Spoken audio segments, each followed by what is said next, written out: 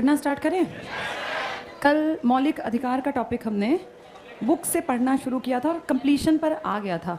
Article 22 शायद last किया था ना, एक बार देखो ज़रा। हमने बहुत इंपॉर्टेंट टॉपिक पढ़ लिया। कौन से भाग में था ये? 3 में। किससे देख के सीखा? कहाँ से कहाँ तक के आर्टिकल हैं? लेकिन 12 से 35 में जो हमने पढ़े हैं वो 14 से 18, 19 से 22, 23, 24, 25 से 28, 29, 30 और 32 हैं। बीच में से गायब है 31। कहाँ चला गया? 300A। भाग कौन सा है अब ये? 12। पहले किस में था भाग? 3 में। 19 का भी एक आर्टिकल गायब हुआ था। 19 में कौन सा? F। ये भी कहाँ चला गया अब? 300A में। संपत्ति का अधिकार मौलिक ना रह के क्या बन गया? कानूनी, लीगल राइट बन गया। अब वो एक लीगल राइट है। अगर पेरेंट्स चाहें तो तुम्हें संपत्ति से बेदखल कर सकते हैं, लेकिन दादा की संपत्ति में बच्चे का अधिकार है, पिता की कमाई संपत्ति में बच्चे का कोई हक नहीं अगर वो ना चाहे तो। ये सब हमने कल पढ़ लिया था। चलो आगे पढ़ेंगे। एक 21A रह गया था बताना, तो मैंने कहा था इसको पहले समझाऊंगी। बोर्ड पे देखो एक बार सारे। आप सब जानते हैं 21 किसकी गारंटी देता है? आपके जीवन का संरक्षण, यानी आपकी लाइफ सेफ है।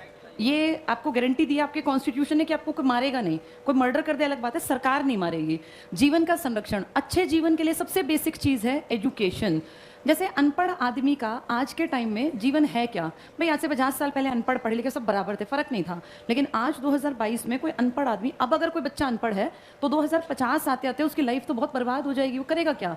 2050 तक अनपढ़ों का समय बिल्कुल खत्म हो जाएगा, क्योंकि अब लोग जागरूक होने लग गए। तो ये 2022 में अगर कोई पैदा हुआ है, चाहे वो कितना ही गरीब है, हर आदमी चाहता है कि मेरा बच्चा पढ़ लिख जाए। पढ़ने लिखने की इंपॉर्टेंस इतनी है कि हर आदमी चाहे कितना ही गरीब है, सरकारी में नाम लिखवाएगा ज़रूर। इस पढ़ने की इंपॉर्टेंस आपकी उस किताब में भी मानी गई जिसको आप कहते हैं भारत का संविधान। आर्टिकल 21A बाद में ऐड किया क्योंकि पहले 21 और 22 था। इसमें लिखा गया 1 अप्रैल नया साल शुरू हुआ था 2010 का, नया सेशन इनफैक्ट शुरू हुआ था क्लास का। तो कहा गया आज के बाद 1 अप्रैल 2010 हर बच्चे को राइट टू एजुकेशन, जिसकी उम्र 6 से 14 साल की है। ये काफ़ी लंबे समय 12 साल ये चला। फिर अब जाके तुम्हारी सरकार ने कहा 2000 आ तो 20 में गई थी बात, पर एजुकेशन पॉलिसी आप लागू नहीं कर पाए। 22 में इसके ऊपर काम कर रहे हैं इस पेंडेमिक के चक्कर में। तो 2022 में आपकी सरकार कह रही है कि हम इस RTE का दायरा बढ़ाकर 3 से लेके और 18 करेंगे। यानी 3 साल का बच्चा हमारे स्कूल में आएगा और 18 तक, 17 प्लस तो वैसे ही 12वीं करी जाता है, इतने तक हमारी पास बच्चा रहेगा। इसको राइट टू एजुकेशन दिया जाएगा। ये अब करेंगे इस साल से। लेकिन अगर देखें पिछले लंबे टाइम से तो किस उम्र के बच्चों को इंक्लूड किया गया? 6 से 14। अगर ध्यान से समझो तो 6 से 14 का मतलब है पहली से 8वीं क्लास। ये 6 से 14 में कितने साल आ गए? 8 साल ना। पहली से 8वीं ही हमारा अधिकार था, लेकिन अब इस नई शिक्षा नीति ने यहाँ से यहाँ तक अधिकार बना दिया। और RTE में अब क्या क्या शामिल करेंगे? 5 + 3 + 3 + 4। 5 का मतलब PP जो प्री प्राइमरी है, इसका PP1, PP2, PP3, जिसमें बच्चा आएगा, खेलेगा, खाएगा, सो जाएगा, पढ़ने की ज़रूरत नहीं है स्कूल में ही। इसके बाद बच्चा फर्स्ट में आएगा और सेकंड में आएगा। ये 5 साल इसके प्लेवे मेथड से सिर्फ इसको नाचना, गाना, खेलना, कूदना और सोना, ये काम करने हैं। कोई किताब आप नहीं लगवाएंगे स्कूल में। बच्चा जो मन करे, जिस टाइम मन करे खाना खाने का खाना खाए, वो जो करे वो मन में वो चाहे वो कर सकता है। ये 3 साल पढ़ाई स्टार्ट हो जाएगी 3rd, 4th और 5th। यहाँ आप सब्जेक्ट इंट्रोड्यूस करेंगे, इन्वायरमेंटल स्टडीज़ है, इंग्लिश है, हिंदी है, लैंग्वेज है, मैथ्स है, सब कुछ। फिर यहाँ जाके बच्चा 6th, 7th और 8th अब प्रॉपर तरीके से ग्रामर डिटेल में, मैथ्स का भी लेवल हाई बना देंगे। सब चीज़ें इंट्रोडक्शन में समझनी आनी शुरू हो जाएंगी। इसके बाद 9th, 10th, 11th, 12th ये बच्चे का करियर बिल्डिंग का फेज़ है। जो बच्चा 9वीं में समझ जाता है ना कि भाई मुझे ये करना है, उस बच्चे की लाइफ कंपैरेटिवली आसान और जल्दी सक्सेस मिलने के चांसेस हैं अगर आप 9वीं में संभल जाएं। लेकिन बहुत सारे इंडिया के बच्चों को तो अकल ही 12वीं के बाद आती है, या कई बार तो ग्रेजुएशन PG के बाद अकल आती है कि हमें क्या करना है। यहाँ अब नई शिक्षा नीति कह रही है कि 9वीं से बच्चों को वो स्किल्स उनमें डेवलप करनी स्टार्ट करेंगे ताकि वो अपने करियर को लेकर थोड़ा समझदार बने। अब तुम अपने आप को देखो, 9वीं में तुम कई साल पहले थे, तुमने कभी ध्यान से पढ़ा ही नहीं। अगर 9वीं क्लास से बच्चा थोड़ा सा कॉन्शियस हो जाए ना, तो ये 4 साल बाद उसकी लाइफ एक अच्छे ट्रैक पे आ सकती है। तो अब ये दावा कर रही हैं सरकारें, पर ये सब बकवास है। ये बस यहाँ लिखने और याद करने के लिए, कुछ फर्क नहीं पड़ना। जैसे 10 साल पहले स्कूल थे, आगे 10 साल बाद भी ऐसे ही, इनफैक्ट इससे और नीचे आएंगे। बस ये कागजों में काम कर दिया। ये ध्यान रखना, पूछ लेंगे नई शिक्षा नीति का पैटर्न क्या है पढ़ाने का? 5, 3, 3, 4। इससे पहले आपका पैटर्न था 10 + 2 + 3, 10वीं के जनरल सब्जेक्ट, 12वीं और ग्रेजुएशन। अब ये स्कूल का स्ट्रक्चर है 5 + 3 + 3 + 4। ये करियर बिल्डिंग का फेज, ये स्टार्टिंग का इनिशियल स्टेज जिसमें कॉपी किताब की जरूरत नहीं, यहाँ जाके बच्चा पढ़ने लिखने की आदत बना लेगा। तो तीसरी चौथी पांचवी प्राइमरी, छठी सातवीं आठवीं उसके ऊपर का हिस्सा, और फिर ये बड़े बच्चों का, इनको डील करेंगे पीजीटी, पोस्ट ग्रेजुएट टीचर्स, इनको पढ़ाएंगे टीजीटी, और इनको पढ़ाएंगे पीआरटी, और इनके लिए एनटीटी, नर्सरी टीचर्स का प्रावधान किया जाएगा।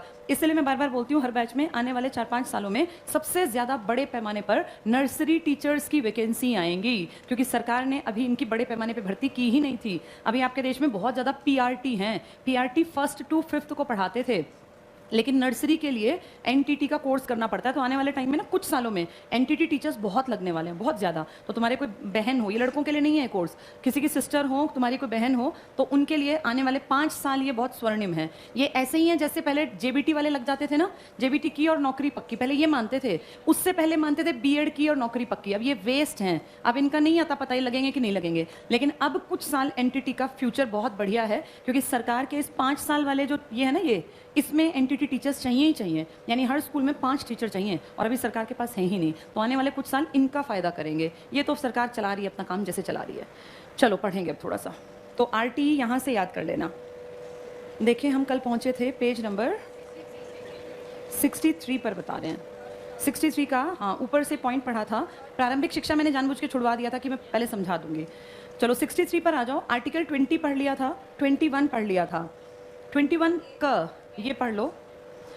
अनुच्छेद 21 का में प्रारंभिक शिक्षा का अधिकार। प्रारंभिक का मतलब क्या था पहले?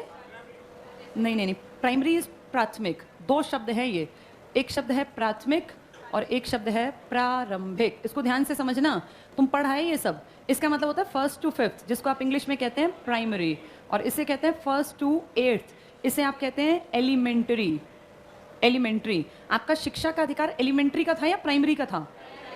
नहीं, एलिमेंट्री का। पहली से लेके कितने तक फ्री थे? 8। उम्र कितनी थी? 6 से 14। तो ये थी एजुकेशन, ये वाली फ्री थी, UEE, universalization of elementary education. Primary free नहीं, वो तो साथ में थी, एलिमेंट्री में 8वीं तक की।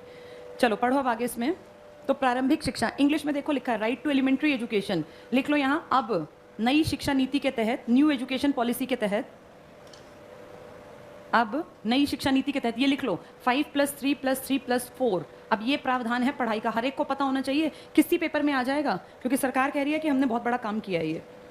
अब नई शिक्षा नीति में 5+3+3+4, 5 मतलब PP1 प्री प्राइमरी के 3 साल, जैसे आप कहते हैं ECCE, early childhood care and education. तो ये 3 से 6 के बच्चे हैं अर्ली चाइल्डहुड वाले, लिख लेना। ये सब पूछ सकते हैं एग्जाम में, आरटीई में।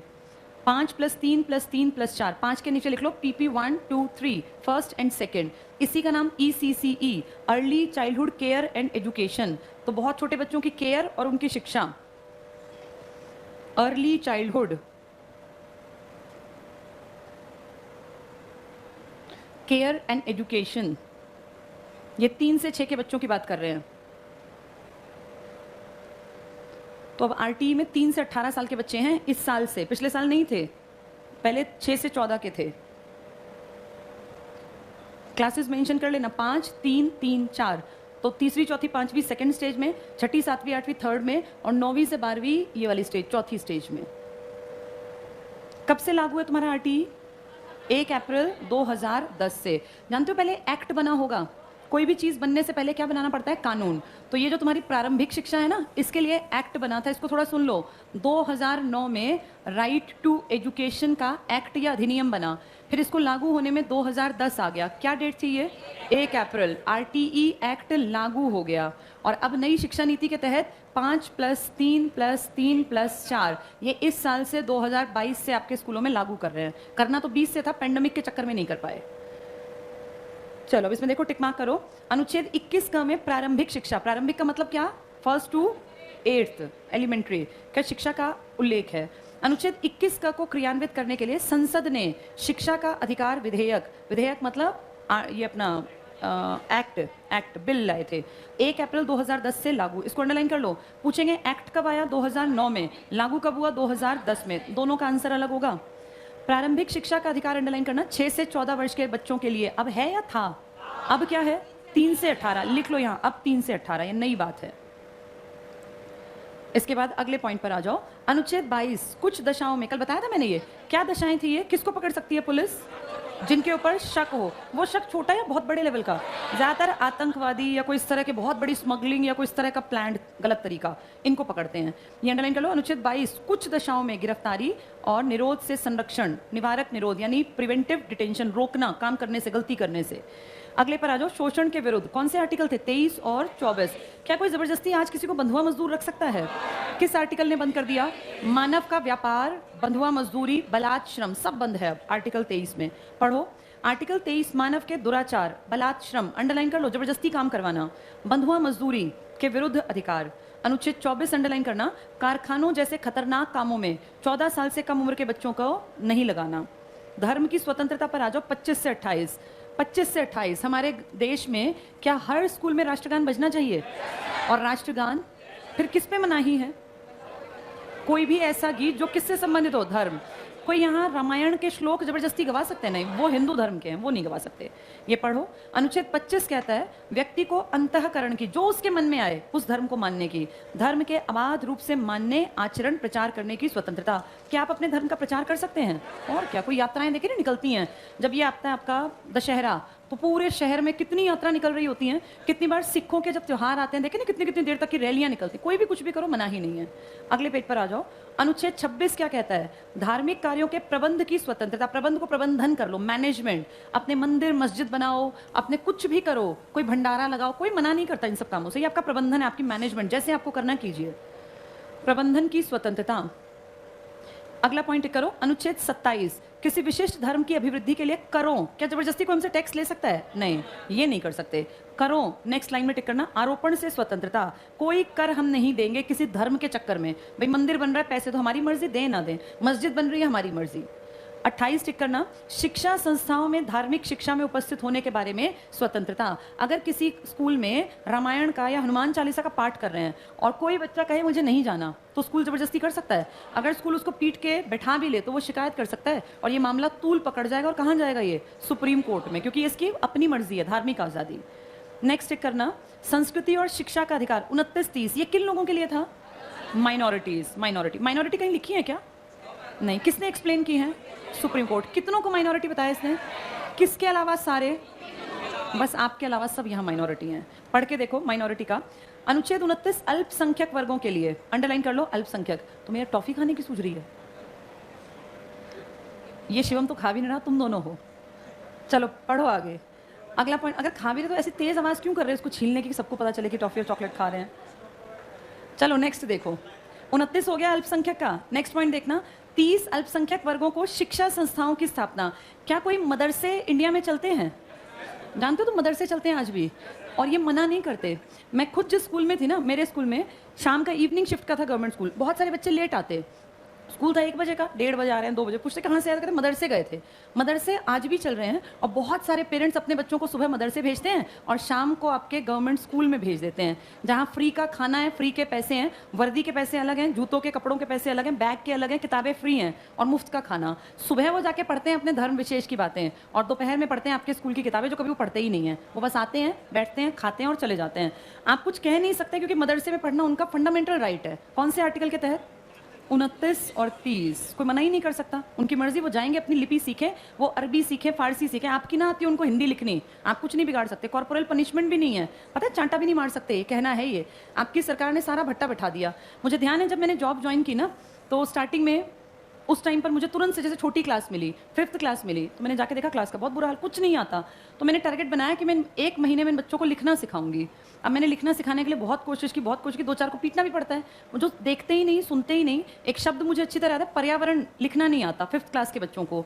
अब ये ऐसा शब्द है जिसको समझना पहले पड़ता है, रटने से बात नहीं बनेगी। भाई ये यहाँ क्यों आया, यहाँ क्यों नहीं लगा दिया?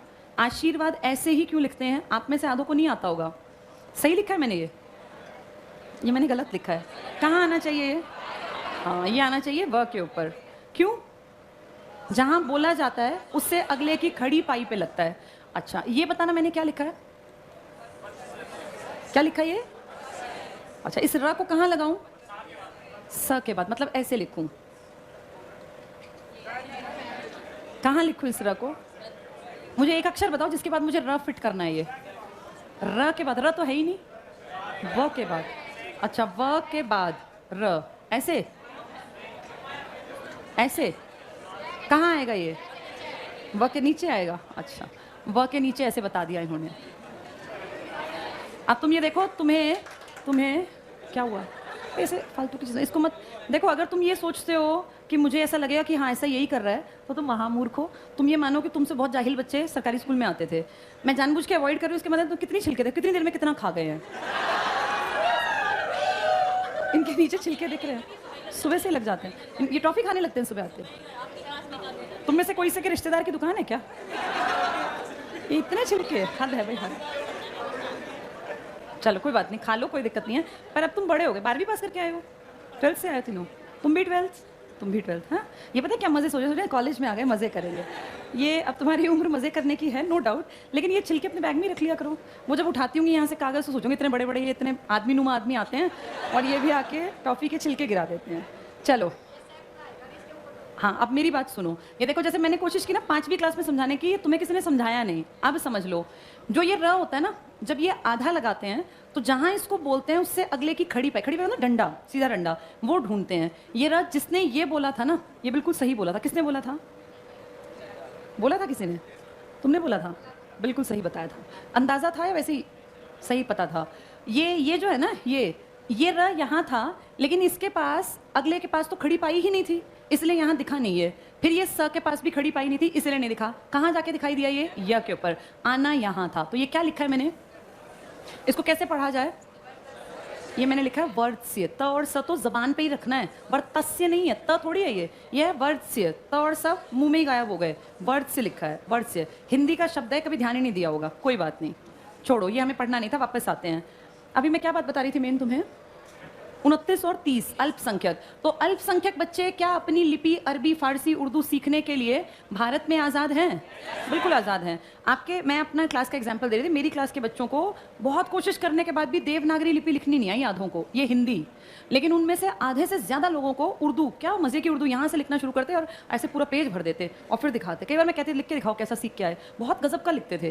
यानी उनका इंटरेस्ट, एक ना भी खुद का इंटरेस्ट, तो घर में उनका परवरिश इस तरह की थी, उनका इंटरेस्ट था वो सीखने में। और तुरंत में पूरा पेज इतना बढ़िया लिख के, मुझे तो अब आता नहीं ना, इसलिए मैं ऐसे ही बना रही हूँ, ECG टाइप का, वो तो अक्षर बना के लाते थे, बहुत सुंदर। तो इनको हम मना नहीं कर सकते। हम ये नहीं कह सकते कि भाई तुम वहाँ क्यों जाते हो, क्योंकि इनका मौलिक अधिकार है। कौन से आर्टिकल में? 29-30 में। 29-30 ये टिक कर लो। तो ये मदरसे चलते हैं आज भी। अल्पसंख्यक वर्गों को 29 के बाद 30 टिक करना। भैया बातचीत नहीं करो, पढ़ो इसको। अगला पॉइंट देखो, 30 अल्पसंख्यक वर्गों को शिक्षा संस्थाओं की स्थापना करने, यहाँ लिख लो मदरसे, इसीलिए मदरसे चल रहे हैं। आर्टिकल 30 ने आज़ादी दे रखी है कि मदरसे चल सकते हैं। शिक्षा संस्थाओं की स्थापना। अगला पॉइंट टिक करो, अल्पसंख्यक शब्द को संविधान में परिभाषित नहीं किया गया। वेरी इंपॉर्टेंट लिखो, ये गलती करेंगे बच्चे। कौन सा इंपॉर्टेंट शब्द संविधान में नहीं है? अल्पसंख्यक। फिर कहाँ, किसने बताया? हाँ, यहाँ लिख लो ये बात, लिखो सुप्रीम कोर्ट बताएगा कौन अल्पसंख्यक है। क्या इसको घटा बढ़ा सकता है सुप्रीम कोर्ट? बिल्कुल, चाहे जिसको उसको निकाल दे, किसी को ऐड कर दे। सुप्रीम कोर्ट बताएगा कौन है अल्पसंख्यक। संविधान में कुछ नहीं लिखा, बस आर्टिकल लिखे अल्पसंख्यक को, ये आर्टिकल दे देना। कौन कौन से? 29 और 30, जिसमें वो अपने स्कूल बनाए, कॉलेज बनाए, उनकी मर्जी। अगले पे आ जाओ। छठा, संवैधानिक उपचारों का अधिकार। मोस्ट इंपॉर्टेंट, किसकी नजर में? अंबेडकर। अंबेडकर ने पता क्या कहा? अंबेडकर ने कहा पूरी किताब अगर एक शरीर है, मैंने कल भी एग्जाम्पल दिया था, शरीर की कीमत कब तक है? जब तक उसके अंदर ये सांस आत्मा है। किसी का सांस रुक गया तो उसी को लोग अपने घर वालों को जला आते हैं, दफना देते हैं। इसका मतलब सबसे इंपॉर्टेंट ये है। इस पूरी किताब का कौन सा आर्टिकल मेन है? 32, जो कहाँ का रास्ता खोलता है। और ये किसका नजरिया है? ये अंबेडकर का। अंबेडकर को लगता है 32 हटाया तो तुमने खत्म कर दिया सब कुछ। ये टिक कर लो, 32 में है क्या? संवैधानिक उपचारों का अधिकार, कॉन्स्टिट्यूशनल रेमेडीज, जिसमें आप सीधे सुप्रीम कोर्ट जाओगे। पढ़ के देखो, अनुच्छेद 32, तीसरी लाइन टिक करना इसमें। रक्षार्थ उच्चतम न्यायालय यानी सुप्रीम कोर्ट और उच्च न्यायालय, उच्च का कौन सा था? ये आर्टिकल 226। दोनों इंपॉर्टेंट हैं। ये 5 प्रकार की रिट अभी तुम्हें नहीं समझाऊंगी मैं, छोड़ दो इसको यहाँ पे। रिट वापस आओ, ये टॉपिक तो हमने बीच में उठाया था, हम पढ़ रहे थे अलग टॉपिक। अब तुम आओ पेज नंबर 25, देखो हमने कर लिया। 26 पे आ गए थे हम, 26 पेज पर आ जाओ। यहाँ से वो टॉपिक हमने पढ़ लिया था आगे जाके। 26 पेज पर देखो, 9वां पॉइंट पढ़ना था, यहीं से शुरू करना था ना। 26 पेज का 9वां पॉइंट देखो, मौलिक अधिकार और मूल कर्तव्य। अब सब समझ में आएगा। सबसे पहले संविधान द्वारा नागरिकों को 7 मौलिक अधिकार, अंडरलाइन कर लो 7। कौन सा हटा था? संपत्ति का। किस ईयर में हटा था? कौन से अमेंडमेंट से हटा था? अब ध्यान से देखो, संपत्ति पे 2 बराबर के भाई लड़े, 44वां, ऐसे याद कर लो। ये अमेंडमेंट का नंबर है, पहले समझ लेना। 2 बराबर के भाई लड़े 4-4 संपत्ति पे, और संपत्ति के अधिकार को मौलिक से उठा के कहाँ ले गए? 300A में, जो कैसा राइट बन गया?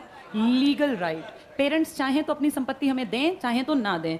ये कौन सा अमेंडमेंट था? 44वां, 1978। आपके प्रधानमंत्री थे मोरारजी देसाई, गुजरात से पहला आदमी जो पीएम बना था। यहाँ लिख लो ये बात, पहले पढ़ो फिर दिया होगा, नहीं तो हम लिख लेंगे। दिया हुआ है देखो, 7 मौलिक अधिकार। 44वां संविधान संशोधन संपत्ति के अधिकार को मौलिक अधिकारों की सूची से हटाकर संपत्ति का अधिकार केवल कानूनी अधिकार रह गया।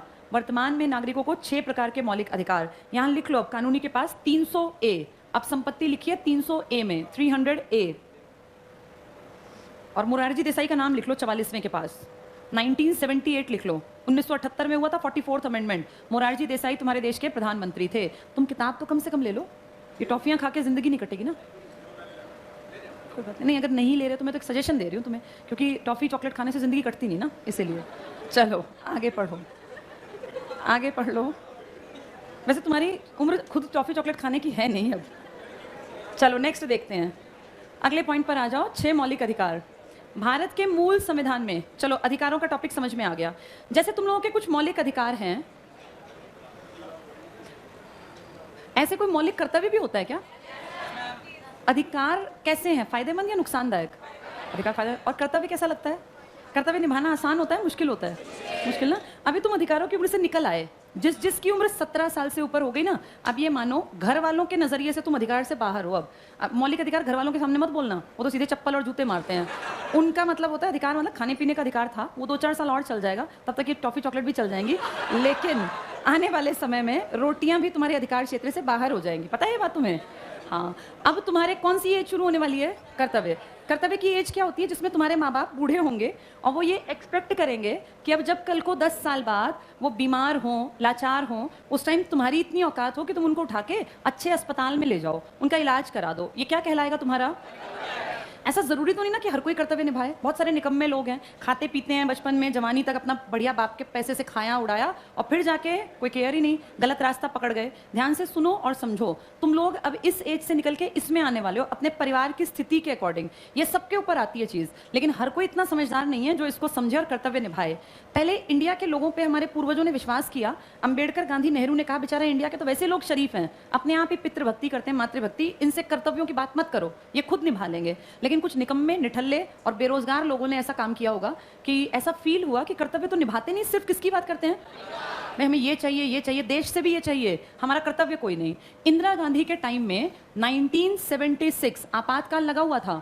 एक बहुत पढ़े लिखे काबिल आदमी थे, जज थे, नाम था सरदार स्वर्ण सिंह पटेल, तो 50 में चले गए थे। इन्होंने पूरा एक रिसर्च किया और कहा इंडिया के लोगों के दिमाग में ना थोड़ा सा और एक चीज डालनी पड़ेगी कि अपने कर्तव्य निभाने सीखो, और इसीलिए कॉन्स्टिट्यूशन में 42nd अमेंडमेंट संशोधन किया गया और हर इंडियन को कहा कि यहाँ सिर्फ पैदा हो गए हो ना, इसलिए तुम्हें ड्यूटी निभानी है। अब ये मत कहो हमें ये नहीं मिला वो नहीं, हमें नहीं पता, तुम यहाँ पैदा हो गए, तुम्हारी 10 ड्यूटी हैं। किसके प्रति? देश के प्रति, समाज के प्रति, परिवार के प्रति।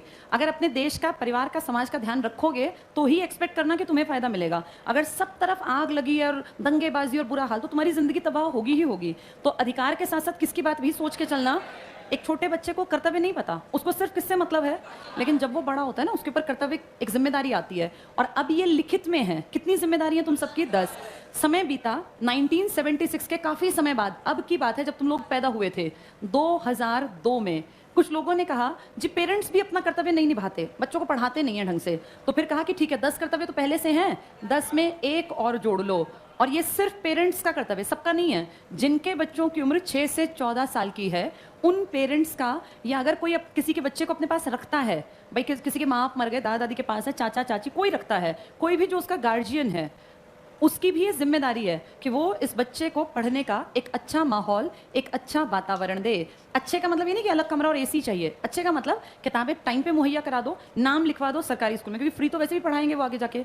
तो पेरेंट्स की जिम्मेदारी बना दी, सिर्फ उन पेरेंट्स की जिनके बच्चे किस उम्र के हैं? तो ये तुम्हारे पेरेंट्स की जिम्मेदारी नहीं है। तुम सब 14 साल से बड़े हो, तुम्हें पढ़ना ना पढ़ना अपनी मर्जी है, और तुम्हें पढ़ाना ना पढ़ाना पेरेंट्स के हाथ में नहीं है। तुम फीस भी मांगते हो और वो दे देते हैं ना, गनीमत है, उनकी जिम्मेदारी नहीं हो तुम। 14 साल के बाद ऐसा माना जाता है 15 साल का बच्चा ट्यूशन करके अपने खर्चे लायक पैसे क्यों नहीं कमा लेता, पेरेंट्स से लेके फीस क्यों भरे। अगर हमारा इंडिया की मैं बात करूँ ना, तुम ब्लेस्ड मानो, विदेशियों का कल्चर अगर तुम्हें पता हो, 14 साल के बाद वो पैसे नहीं देते बच्चों को, अपना पार्ट टाइम कुछ भी कर लो और उससे अपनी फीस इकट्ठी, अच्छी बात है, तभी वहाँ लोग ना इंडिपेंडेंट हैं। यहाँ हमारे यहाँ खाली पड़े रह के खाने की आदत 20 साल तक तो घर वाले ही डाल देते हैं कि कुछ करने की जरूरत नहीं। फिर जब बच्चा बाहर निकलता है वो देखता है दुनिया समाज सब बहुत अलग है, फिर वो बेरोजगारी की एक लंबी भीड़ का हिस्सा बन जाता है। तो अब आपकी सरकार ने आपको शुरू से कह दिया कि आप सिर्फ अधिकारों की बात मत सोचो, कर्तव्य भी निभाने सीखो। कितने कर्तव्य सबके हैं, और 11वां किसका है, उन पेरेंट्स का जिनके बच्चों की उम्र 6 से 14 साल। अगर इससे छोटे और बड़े हैं तो फिर पेरेंट्स इसमें नहीं आते। क्लियर हो गया सबको। ये कब बना, ये वाला 11वां 2002 में, और ये कब बने थे।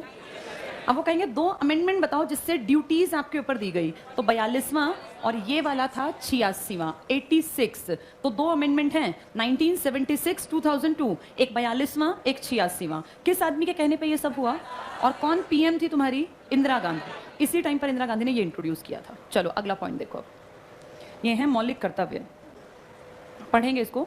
मौलिक कर्तव्य, भारत के मूल संविधान में नागरिकों के कर्तव्यों का उल्लेख नहीं था। यहाँ इंपॉर्टेंट लिख लो, पहले आपके ऊपर कोई कर्तव्य नहीं था, आप खुद करते थे सारे काम। लेकिन स्वर्ण सिंह कमेटी, ये रिटायर्ड जस्टिस था एक सुप्रीम कोर्ट का, सरदार स्वर्ण सिंह इसका पूरा नाम था, इसकी सिफारिश पर, अनुशंसा पर 42वां संवैधानिक संशोधन 10 मूल कर्तव्य, कितने फंडामेंटल ड्यूटीज बना दी, 10। फिर 11वीं कब आई है, 2002। किसकी है ये, पेरेंट्स की, जिसके बच्चे किस उम्र के हो, 6 से 14। अगला पॉइंट टिक करो, 86वां संवैधानिक संशोधन 86 अमेंडमेंट 2002। नेक्स्ट लाइन, अभिभावकों का यह कर्तव्य है कि वो 6 से 14 वर्ष के बच्चों को शिक्षा का अवसर प्रदान करें। इस प्रकार अब 11 मूल कर्तव्य हैं। 11 कैसे हो गए, 10 पहले थे और एक ये, दोनों के अमेंडमेंट के नंबर बोलना, 42वां 86वां, यहाँ लिख लो अपने आप, 42nd प्लस 86 अमेंडमेंट, ये ड्यूटी है तुम्हारी, इनमें ऐड की गई थी। 42वां और 86वां संविधान संशोधन, 10 प्लस 1 आ गई तो 11 बन गई। चलो अब एक टर्म आएगा आपके इसमें, नीति निर्देशक तत्व। बोर्ड पे देखो और समझो पहले, नीति का मतलब क्या होता है, नीति, जैसे हम एक नीति बनाएंगे, अपने परिवार के लिए एक नीति बना दी, मतलब कोई पॉलिसी, कोई तरीका जिस पे हम काम करें। निर्देश का मतलब क्या होता है, तत्व। अब ध्यान से समझ लेना इस टॉपिक को, एक होता है आदेश और एक होता है निर्देश। इसे हम इंग्लिश में कहते हैं ऑर्डर, और इसे हम कहते हैं, डिसऑर्डर नहीं होता है, इंस्ट्रक्शंस, कुछ भी उठा के डिसऑर्डर। ये देखो इंस्ट्रक्शंस, इंस्ट्रक्शंस क्या होती हैं भाई, हम खेलने जाते हैं, हम किसी गेम्स में, स्पोर्ट्स में हिस्सा लेते हैं, तो हमें पहले इंस्ट्रक्शंस दी जाती हैं, भाई आप इतने से ऐसा नहीं करेंगे, ये करेंगे तो फाउल होगा, ये करेंगे तो आउट होगा, ऐसे बताते हैं ना। तुमने जितने इलेक्ट्रॉनिक सामान खरीदे, चाहे वो तुम्हारी मशीन थी, वो तुम्हारी प्रेस थी, तुम्हारा टीवी था, एलसीडी था, स्कूटी थी, हर एक के साथ एक छोटी सी बुकलेट आती है और उसके पहले पन्ने पर लिखा होता है, हाँ, इस यूज, ये लिखा था रीड इंस्ट्रक्शंस बिफोर यूज, ऐसे लिखा होता है कि पहले किसी भी इलेक्ट्रॉनिक सामान को इस्तेमाल करने से पहले इसको पढ़ लेना। ये जो बातें कर रहे हैं इनको देखो जरा, निकालो इनको। अब ये देखो क्या है, ये किसी भी चीज को इस्तेमाल करने से पहले, इलेक्ट्रॉनिक सामान को इस्तेमाल करने से पहले इंस्ट्रक्शंस पढ़ लो। उसमें क्या लिखा होता है, भाई इतने से इतने डिग्री पर ये गर्म होगा, इसका ऐसे हो तो ये कर देना, ऐसा हो तो ये, सारी बातें, ताकि आपको करंट ना लगे, आपको कोई प्रॉब्लम ना हो, या आपकी वो चीज खराब ना हो। इंस्ट्रक्शंस पढ़ना कंपलसरी होता है या मनमर्जी? तुम में से कोई है जिसने पूरी किताब पढ़ी हो आज तक कि मैं तो शुरू से आखिर तक, ये पिलर के आसपास वाले में बस नजर रख, जो दिखे ना बाहर निकाल उसको। ये किताब, ऐसा कोई है जिसने कहा भाई मैंने जब ये मशीन ली, वॉशिंग मशीन, तो मैंने एक एक लाइन पढ़ी, एक एक अक्षर? कोई भी नहीं है। हम देखते हैं फेंक इसको, कबाड़ के साथ ही फेंक देते हैं, ऐसे ही करते हैं ना। वो इंस्ट्रक्शन है, मानना ना मानना तुम्हारी मर्जी है, लेकिन अगर उस पर लिखा हो जिसने ये किताब नहीं पढ़ी उसकी मशीन वापस ले ली जाएगी, तो क्या होगा, तो सब उस किताब को पढ़ेंगे, क्योंकि उन्होंने हमें क्या दे दिया, ये हेलमेट ना लगाना आपको नुकसान पहुंचाता है। कैसे नुकसान पहुंचाता है? चोट किसी को दिक्कत नहीं है, हमारा चालान कट जाता है ना। ये चालान कटता है तो चालान खुशी से कटते हैं वो, या आपको बचाने के लिए? बचाने के लिए। उन्हें पता है ये कहने से लोग नहीं मानेंगे, इसलिए उन्होंने क्या बना दिया, भाई किसी की खोपड़ी फटे, पुलिस वाले को क्या मतलब है, कोई मरना चाहे तो, लेकिन पुलिस वाले नहीं भैया ये तो ऑर्डर है, जो चीज़ आपसे जबरदस्ती करवानी है ना वो क्या बन जाएगा, और जो आपकी भलाई के लिए है, मानो ना मानो हमारा क्या गया, ये क्या है। अब मैंने इसको कहा भाई टॉफी कम खाया कर, तेरे दांत गल जाएंगे, ये ऑर्डर दिया या इंस्ट्रक्शन दी। अब ये खाता रहे, इन दांतों को गला ले, सड़ा ले, मेरा क्या जाना है। लेकिन मान लो कोई ऑर्डर आ जाए कि भाई आप कक्षा के समय पर, स्कूलों में नहीं होता था, स्कूलों में क्या था, जब कोई बच्चे बैठे होते, प्रेयर से पहले, इससे पहले हाफ डे से पहले एक आधा कोई टिफिन खोलता और उसमें अचार की खुशबू फैल जाती। फिर टीचर कहता किसने निकाला है टिफिन, तो वो क्या देते थे हमें, ऑर्डर। कोई बच्चा बीच में खाना नहीं खाएगा, लेकिन तुम यहाँ कई बार खाते हो तो हम सोचते हैं कोई बात नहीं, पूरा दिन बैठते हो खाना खा लो, क्या बिगड़ना है, और क्या फर्क पड़ता है क्लास में। कोई मुझे समझ में नहीं आया, उन टीचर्स को दिक्कत करे, कोई खाए तो खा ले, लेकिन वहाँ स्ट्रिक्ट ऑर्डर था। जो काम आपसे करवाना है ना उसके लिए क्या पास कर दिए जाएंगे, और जो आपकी भलाई के लिए करना ना करना आपकी मर्जी। इंस्ट्रक्शन ज़्यादा फायदे के लिए होते हैं, लेकिन जब हमारी मोटी बुद्धि में बात नहीं आती तो क्या करने पड़ते हैं फिर। अब क्या करें, हेलमेट पहनना आपका फायदा है, नहीं समझ रहे, ऑर्डर बना दो। ऑर्डर जब बन जाएगा तो लोग अपने आप डरते हैं हेलमेट पहनेंगे, चलान ना हो। और कई तो इतने बेशर्म होते हैं, देखते पुलिस वाले तो निकाल के पहन लेते हैं, थोड़ी आगे जाके फिर निकाल के रख देते हैं, जैसे उनको दिखाने के लिए पहना गया। तुम भी उसी कैटेगरी में हो, सब लोग सब ऐसा ही करते हैं। ये गलत है। ये क्या बना रखा है उन लोगों ने, कायदे से ये क्या होनी चाहिए, पर तुम ऑर्डर नहीं मानते, इंस्ट्रक्शन कहाँ मानोगे। अब जब ये ऑर्डर की बात आई ना, तो सुप्रीम कोर्ट तुम्हारे 6 मौलिक अधिकारों का क्या दे देता है, ऑर्डर तुम्हें मिलेंगे। लेकिन जब ये तुम्हारा स्टेट है ना, जिस स्टेट में तुम रहते हो, इसे कहते हैं directive principles of state policy. तुम्हारी स्टेट, तुम्हारा राज्य तुम्हारे लिए नीति बनाता है, पॉलिसी। इसको पॉलिसी बनाते टाइम डायरेक्शंस का ध्यान रखना चाहिए। डायरेक्टिव मतलब जो डायरेक्शन दे, प्रिंसिपल्स, हाँ सिद्धांत। स्टेट जब अपनी पॉलिसी बनाए, सीएम प्लस एमएलए जितने जब पॉलिसी बनाए तो इनको पढ़ लें। मैंने अभी तुम्हें कहा ज्यादा फायदा किसमें है, ऑर्डर में या इंस्ट्रक्शंस में, लेकिन इनके लिए आप कुछ कर नहीं सकते। अब आप ना मानो तो कोई क्या करेगा। आपके पेरेंट्स रोज कहते हैं बेटा पढ़ लिया कर, पढ़ लिया कर, आपको रोज कहते हैं सुना करो, ये बोली बातें ही तुम्हारे काम आएंगी, तुम नहीं सुनो। इसमें हम कुछ नहीं कर सकते, ना पेरेंट्स ना टीचर्स। ये हम क्या दे सकते हैं, ऑर्डर नहीं दे सकते ना कि नहीं 2 घंटे बैठना, बैठ के तुम फोन देखे जाओ, तुम्हारा क्या कोई बिगाड़ लेगा। ये तो तुम्हारी अपनी मन मर्जी है, तुम करोगे क्या। ऑर्डर का मतलब है वो बहुत ही जरूरी था और तुम्हारी बुद्धि में नहीं आया, लेकिन इसको मानना ज्यादा अच्छी बात है, ये आपका फायदा करता है। अब आपके कॉन्स्टिट्यूशन ने स्टेट को कहा कि ये मैं तुम्हें इंस्ट्रक्शंस दे रहा हूँ, इनको मान लेना, इसका मतलब इनसे फायदा होता होगा ना। लेकिन आपकी गवर्नमेंट नहीं मानती। इसमें पता है एक बात क्या लिखी है, हर किसी को रोजगार मिले। अब ये बताओ अच्छी चीज है कि खराब, कितनी अच्छी बात। लेकिन स्टेट को अगर तुम कहोगे ना जी ऐसा लिखा है, वो कहेंगे कहाँ लिखा है, तुम कहोगे डायरेक्टिव प्रिंसिपल्स में। तुम मानते हो डायरेक्शन, नहीं हम क्यों माने, हम भी नहीं मानते, हमारा कोई कुछ बिगाड़ ही नहीं सकता, क्योंकि इनके खिलाफ कहीं भी किसी कोर्ट में सुनवाई नहीं है। किसकी सुनवाई थी, अधिकारों की। कौन से कोर्ट में थी, हाँ। लेकिन कोई अगर अपना कर्तव्य ना निभाए, चाहे राज्य हो चाहे इंसान, आप कुछ नहीं कर सकते। कोई मान लो बूढ़े माँ को निकाल दे घर से बाहर, उन्होंने गलती से अपने जवान टाइम में अपने बेटे के नाम प्रॉपर्टी कर दी, और अब बेटा जो है उसकी वाइफ आई और वो कह रहे निकाल दो इसको बाहर, पिताजी माँ यहाँ ठीक नहीं है, बुढ़े हो गए हैं, और लड़के ने निकाल दिए। अब तुम कुछ भी कर लो, कितना ही तुम सोचो गलत कर रहा है, पर तुम कोर्ट में लेके उसको जा नहीं सकते, क्योंकि प्रॉपर्टी उसके नाम है। अब माँ बाप का हक नहीं है। अगर जब तक प्रॉपर्टी माँ बाप के पास थी ना, तब तक माँ बाप की थी। जिस दिन नाम चढ़ गई फिर उस लड़के की है प्रॉपर्टी। बहुत सारे ऐसे केसेस हैं। रेमंड का नाम सुना है तुमने, कपड़े बनाते हैं, बहुत बड़ा काम है। रेमंड को उठा के गूगल पे सर्च करना, जिस आदमी ने रेमंड कंपनी खड़ी की थी ना, इतनी बड़ी, भाई मिलियन बिलियन की कंपनी बनाई, वो आदमी आज किराए के घर में रहता है। उसके बेटे के नाम, उसने एक बेटा था, जीते जी सारी संपत्ति उसके नाम कर दी। किसी बात पे बाप बेटे का क्लैश हो गया और सारी प्रॉपर्टी बेटा हड़प के बैठ गया। आज वो रेमंड बनाने वाला आदमी किराए पे घर पे रहता है कहीं अपनी वाइफ के साथ, बिल्कुल बुढ़े हो गए हैं, बिल्कुल बुढ़े। अब ये सब चीजें दिखाती हैं कि संपत्ति का अधिकार इसलिए कैसा अधिकार था, पहले क्या था, मौलिक, अब कैसा है। इसीलिए लोग मरने के बाद कहते हैं भाई मैं मर जाऊं तो मेरी संपत्ति इसको ट्रांसफर करना, जीते जी संपत्ति देना मत, क्योंकि ऐसी नालायक औलाद भी तो होती है कहीं कहीं पर। इसीलिए स्टेट भी कहता है कि मेरे खिलाफ तुम कर क्या सकते हो, ये मुझे इंस्ट्रक्शन मिली है, मैं नहीं निभाता। इंस्ट्रक्शन होती है मनमर्जी, ऑर्डर होता है कंपलसरी। तो इसलिए नीति निर्देशक तत्व बहुत अच्छे हैं, पर आपकी सरकारें मानती नहीं इन बातों को। चलो पढ़ो भारत के अगला पॉइंट, नीति निर्देशक तत्व, 10वां पॉइंट, आयरलैंड से लिया आपने। किस देश से सीखा है, आयरलैंड। आयरलैंड की एक औरत ने तुम्हारे देश में बहुत काम किया, जिनका नाम क्या था, जिसको आप कहते थे माता बसंत। बहुत पढ़ी लिखी, बहुत इंटेलिजेंट औरत थी। 1917 में ये फर्स्ट लेडी है जिसको तुमने क्या बनाया, कांग्रेस की, हाँ कांग्रेस की अध्यक्षा। बहुत बहुत समझदार। और ये कहाँ पे हुआ था सेशन, कलकत्ता में। ये पेपर में आएगा। इसको रोल मॉडल मान के तुम्हारी भी यहाँ इंडिया की एक महिला ने बहुत मेहनत की, सरोजनी नायडू। और कुछ साल बाद 1925 में तुमने फर्स्ट इंडियन लेडी को अपने कांग्रेस की अध्यक्षा बनाया। ये तुमने बनाया था कानपुर में। ये दोनों क्वेश्चन पेपर में आते हैं। आयरलैंड से माता बसंत को हमेशा याद रखना है, ये इसी देश की थी, और तिलक जैसे लोगों ने बहुत मदद की इनकी, ताकि इंडिया आगे बढ़े। चलो पढ़ो ये आयरलैंड, अंडरलाइन करो आयरलैंड, फिर पढ़ लो कि संविधान की तरह भारत में, तीसरी लाइन टिक करना, 36 से 51 नीति निर्देशक तत्व है, जिनमें किसको इंस्ट्रक्शन दी गई है, राज्य को। राज्य माने ना माने किसकी मर्जी है, राज्य की। राज्य गड़बड़ करता है, मानता नहीं है। इसके बाद आगे पढ़ो, इसके अनुसार केंद्र और प्रांतीय सरकारों का कर्तव्य होगा, कर्तव्य निभाने कंपलसरी है या मनमर्जी होती है, इसलिए तो मानते नहीं है, कर्तव्य है ये, कि वे राज्य के संचालन और कानून निर्माण में इन तत्वों का ध्यान रखें। अंडरलाइन कर लो, सरकारों का कर्तव्य, तभी हम केस नहीं कर सकते।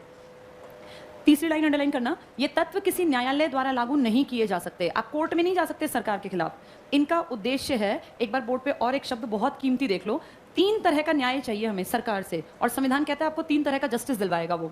एक है सा, एक आ और एक रा। इसका मतलब सामाजिक न्याय, सोसाइटी में आपको न्याय मिलेगा, आर्थिक, पैसों में आपको न्याय मिलेगा, और ये राजनीतिक। सामाजिक न्याय कैसे मिल सकता है? सोसाइटी में SC ST OBC जनरल सब बराबर, अस्पृश्यता खत्म कर दो, हो गया सामाजिक न्याय। आर्थिक कैसे? सबको बराबर पैसे बांट दें, फिर क्या करें? हर किसी को क्या दें? अवसर सबको मिलना चाहिए। तुम सबको मिला है वो अवसर, तुम में से कोई ऐसा नहीं कि मुझे अवसर नहीं मिला। अब इसको भुनाएगा कौन? जो समझदार है। आधे तो यहीं बैठेंगे, रोज चले जाएंगे वापस बिना कुछ सीखे। इस अवसर का फायदा उठाने के लिए भी तो अकल होनी चाहिए ना। नहीं तो दुनिया आती है, अवसर सबको मिलते हैं, लोक नियोजन में नौकरियां सबके लिए निकलती हैं, लेकिन अवसर का फायदा उठाने की अकल नहीं होती। तो अगर आपको अवसर मिला तो आप मानो कि आपको पैसे कमाने का अवसर मिला, तो आर्थिक समानता है ये। आपके यहाँ बैंक लोन देते हैं, अमीरों को भी गरीबों को भी, तो ये आर्थिक समानता है। राजनीतिक समानता में क्या आएगा? आपको कौन सा अधिकार है? वोट डालने का। आप इलेक्शन में खड़े भी हो सकते हैं, वोट भी डाल सकते हैं, और इस तरह के सारे काम। तो ये 3 तरह की हमें न्याय चाहिए इंडियंस को। कौन कौन सा? सा आ रा, यानी सारा न्याय चाहिए। सा आ रा, सामाजिक, आर्थिक, राजनीतिक। और ये सेम बात तुम्हारे कॉन्स्टिट्यूशन के प्रीएम्बल में आगे जाके ऐसी की ऐसी लिखी है। ये एक भी अक्षर आगे पीछे मत करना। सा मतलब सामाजिक, आ मतलब आर्थिक, रा मतलब राजनीतिक। 3 तरह का न्याय, सा आ रा। पढ़ो अगला पॉइंट। नीति निर्देशक तत्व हो गया, नेक्स्ट पॉइंट इसी में पढ़ो। तो ये इनका उद्देश्य सामाजिक आर्थिक न्याय। इन्होंने पूरा नहीं लिखा, तुम क्या लिखोगे यहाँ? सा आ रा, इसके पास लिख लो। जहां सिर्फ आर्थिक और सामाजिक लिखा है ना, यहीं लिख लो सा आ रा, सामाजिक, आर्थिक, राजनीतिक, सा आ रा। इसी में आगे अंडरलाइन करो, लोक कल्याणकारी राज्य, जिसमें सबका फायदा हो। एक ऐसा राज्य जहां औरत, आदमी, बच्चे, बूढ़े, जवान, किसान, सबका फायदा। कैसा राज्य होगा ये? लोक कल्याणकारी राज्य। अगला पॉइंट टिक करो, सांप्रदायिक प्रतिनिधित्व का अंत और वयस्क मताधिकार का प्रारंभ। क्या होता है सांप्रदायिक प्रतिनिधित्व? संप्रदाय क्या होता है? 2 शब्द हैं, 10वीं क्लास की NCERT के वर्ड्स हैं दोनों। एक शब्द है रिलीजन और एक शब्द है कम्युनलिज्म। हिंदी में कहूं तो सांप्रदायिक, एक ये और एक धार्मिक। ये दोनों सेम होते हैं या अलग अलग? धर्म क्या होता है? ये हिंदू क्या है? हिंदू। और इस्लाम, ये सब धर्म है। संप्रदाय क्या होते हैं? संप्रदाय भी यही होते हैं। हाँ, एक धर्म के लोग तो धर्म में भी होते हैं, हिंदू में हिंदू ही होते हैं। ये दोनों एक हैं, ध्यान से समझो। क्लास 10th में ये बहुत अच्छी तरह NCERT में समझाया, यानी 15 साल के बच्चे से एक्सपेक्ट है कि उसे समझ में आएगा, तो तुम तुमसे बड़े हो। इसका मतलब होता है जब आप अपने धर्म की अच्छाइयों से प्रभावित हो, आप उस धर्म का पालन करते हो और आप उस धर्म में खुश हैं, बहुत अच्छी बात है। मैं हिंदू हूँ, मैं खुश हूँ अपने धर्म से। लेकिन जब आप अपने धर्म की अच्छाइयों के साथ दूसरे की बुराई करने लग जाए ना, इनमें ये कमी, ये कमी, ये ऐसे, इन्होंने ऐसा किया, यानी आप अपने धर्म के प्रति क्या बन जाएं? कट्टर। कट्टरता घटियापन होता है, और ये लोग होते हैं जो सांप्रदायिकता को बढ़ावा देते हैं। ये भी यही हैं, धार्मिक ही हैं, लेकिन इनके दिमाग पे एक ऐसा पर्दा गिर गया कि बस इनको अपना ही अपना धर्म दिखाई दे। जैसे कोई सनातन धर्म को मानने वाला ये कहे कि सिर्फ मेरा ही धर्म श्रेष्ठ है। अच्छी बात है, आपका धर्म श्रेष्ठ है। कोई इस्लाम को गाली देने लगे या कोई इस्लाम धर्म वाला कहे हम ही नंबर 1 है, ये बकवास है। तो इसका मतलब वो सांप्रदायिकता बढ़ा रहे हैं, कम्युनलिज्म। और जब भी दंगे होते हैं ना, कभी रिलीजन दंगे नहीं कराता, दंगे हमेशा कम्युनलिज्म कराता है। सांप्रदायिक दंगे, ऐसा पढ़ते हो ना तुम, कम्युनल रायट्स। तो सांप्रदायिकता कट्टरता है, मैं ही मैं हूं बस, ये कट्टरता है। मेरा धर्म अच्छा, तुम्हारे भी धर्म ठीक है, सब एक साथ चलेंगे, ये क्या है? ये धार्मिक। आपके देश में सांप्रदायिकता बहुत बढ़ गई और धर्म से लोगों को कोई मतलब नहीं है। हर धर्म ने सिखाया था कि जिंदगी बहुत अच्छी है, इसको बहुत अच्छे ढंग से जियो, किसी के साथ गलत व्यवहार मत करो। इस्लाम में किसी ने नहीं कहा था कि आदमियों को काट दो, ना सनातन धर्म ने कहा था कि ये त्रिशूल लेके किसी को मार डालो। ये सब आपने खुद एज्यूम कर लिया। जिन लोगों ने असली धर्म को पढ़ा ही नहीं ना, वही लोग क्या बन गए? वही सांप्रदायिक बन गए। जो असलियत में धर्म पढ़ लेगा ना, तुम इन सबको उठा के कभी पढ़ के देखो, जो तुम्हारे हिंदू धर्म की शिक्षा है, सेम बात तो बौद्ध ने कही थी। महात्मा बुद्ध ने कुछ अलग नहीं कहा। सत्य, अहिंसा, ये सेम बातें, चोरी ना करना, अपरिग्रह, अस्तेय, सबके कॉमन विचार, यही बातें इस्लाम ने भी कही। इस्लाम ने कहीं नहीं कहा जाके चोरी कर लो, ऐसा बिल्कुल नहीं कहा। ये गलत प्रेडिक्ट किया लोगों ने अपने अपने धर्म में। ये घटियापन है। और दुख की बात यह है कि धर्म की अकल किसी को देते नहीं, और ये लोग हैं जो तलवारें उठा के और कृपाण उठा के और एक दूसरे को मारने चल पड़ते हैं। तो आपके देश के कॉन्स्टिट्यूशन ने किस चीज को बैन कर रखा है? उसने कहा ये शब्द हमारे कॉन्स्टिट्यूशन में नहीं इस्तेमाल होगा, ना हम इसके बेसिस पे किसी को भाई आरक्षण देंगे या आरक्षण देंगे, लेकिन आरक्षण किस चीज़ पे देंगे, किन लोगों को देंगे?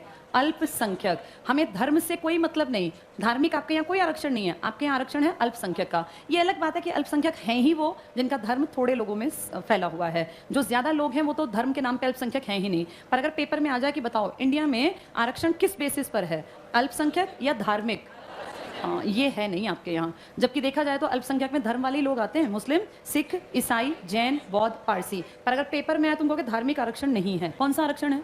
अल्पसंख्यक का। जल्दी से लास्ट पॉइंट ये टिक कर लो। सांप्रदायिक प्रतिनिधित्व का अंत कर दिया। सांप्रदायिक गलत चीज होती है, कट्टरता होती है। वयस्क मताधिकार का प्रारंभ कर दिया। भारतीय संविधान के अंतर्गत सांप्रदायिक प्रतिनिधित्व को समाप्त कर वयस्क मताधिकार के आधार पर संयुक्त प्रतिनिधित्व की पद्धति। और लास्ट है 61वां संविधान संशोधन। ये शायद मैंने कभी बताया हो। पहले मताधिकार की एज कितनी थी? वोटिंग राइट कितने में? 21। अब कितना है? कब चेंज हुआ? 1989। उस किताब में बदलाव किया। कौन से नंबर का? 61वां। बहुत इंपॉर्टेंट पॉइंट है, बहुत बार पूछते हैं, टिक कर लो ये। 61वां संवैधानिक संशोधन 1989। मतदान के लिए वयस्कता की आयु 21 से घटाकर कितनी कर दी गई? 18। न्यायपालिका नया टॉपिक है, कल पढ़ेंगे।